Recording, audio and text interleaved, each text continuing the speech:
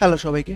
তো আমাদের এই কাজিজি ওয়েবসাইট দিয়ে আপনি আপনার যে অর্ডারটা এটা যে পৌঁছালো কিনা এটার যে আপডেট করবে আপনি অথবা আপনার যে ডেলিভারি ম্যান বা সেলসম্যান সে কিভাবে আপডেট করবে। তো প্রথমে তাকে যেতে হবে এই যে পেন্ডিং অর্ডারে অথবা customer all orders and delivery এই অপশনে। ঠিক আছে?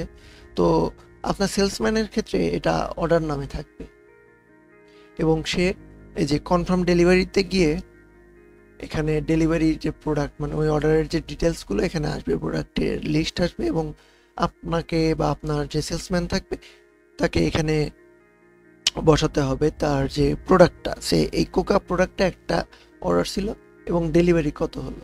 যদি একটাই হয়ে থাকে তাহলে একটা, আর যদি সে সে 10টা যদি অর্ডার করে থাকে এবং 5টা গ্রহণ করতে চায় তাহলে এখানে আমাদের 5টা দেব এবং আমরা অর্ডারটা কনফার্ম করে দেব।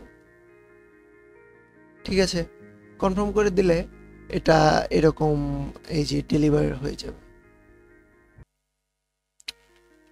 এটা ডেলিভারি লেখা আসবে। হুম। তো এটা ডেলিভারি হওয়ার পর তো আপনাকে বা আপনার যে ক্যাশ কালেকশন করবে, আপনার এটা হতে পারে সেলসম্যান অথবা ডেলিভারি ম্যান।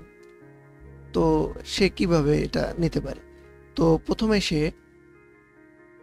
আবার অর্ডারে ব্যাক যাবে এবং এই যে ডেলিভার এখানে গিয়ে সে যে অর্ডারটা ডেলিভারি দিল এখানে এই যে কালেকশনে কালেক্ট ক্যাশ একটা অপশন পাবে, সেখানে গিয়ে অর্ডারের যে ডিটেলস এবং ভ্যালু সেখানে দেখতে পাবে।